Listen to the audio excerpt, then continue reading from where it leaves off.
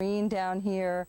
The maidenhair fern along the pond is always flourishing, so you always get a real sense of jungle here in Greenhow. It's a jungle atmosphere tamed with a sense of tranquility. I like the peacefulness.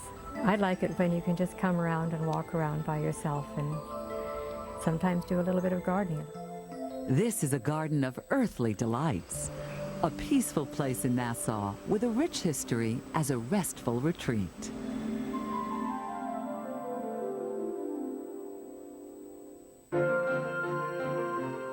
Coming up, a garden landscape sculpted by the hands of an artist. The garden is definitely an art form, and garden design is fun. The Secret Gardens returns in a moment.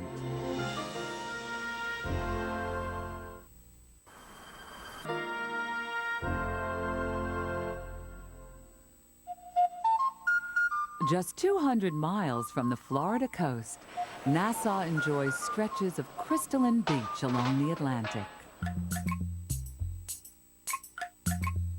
But beneath turquoise waters lies a world of hidden beauty. A myriad of tropical fish dart amongst colorful coral gardens, giving Nassau some of the best snorkeling, diving, and fishing in the world. On the island, sparkling beaches give way to gently rolling horse country, and a secret garden is tucked at the end of a private road. Well, I think it's secret because it's, number one, difficult to find. It's back on the second ridge, and we don't have much traffic in front of the house, and people just don't know it's here at all. Here, artist Barbara Pyfrom has carved a fanciful garden from land that was once native jungle.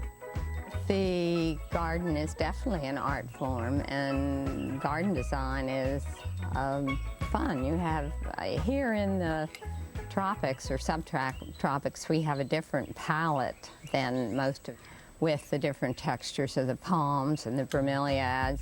Just across the front drive, an artistically designed lawn is a dazzling display of color and texture. And a graceful triangle palm shelters bunches of bromeliads. Oh yes, bromeliads and palms I think go together so well. The palms on the top for a little bit of filtered light, and the bromeliads underneath. They seem to smile together.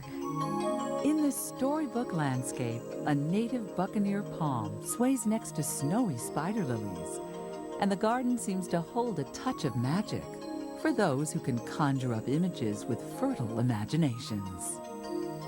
This is a very large pot that I have in my garden. It has a genie in it, and we put these bromeliads here especially to echo the color of the pot. But while the front garden is perfectly planned, the back blooms in wild abandon. This is a very loose garden. It bumbles along, and it's not terribly manicured, so to speak. And I think that's, you know, part of the tropical feeling of things being slightly overgrown, a little bit of a jungle atmosphere. In this tropical oasis, dainty orchids stand like ladies-in-waiting beneath princely heliconia, while a dragon-like plant holds a pointed secret. This is another bromeliad, a trinitensis. These are New World plants.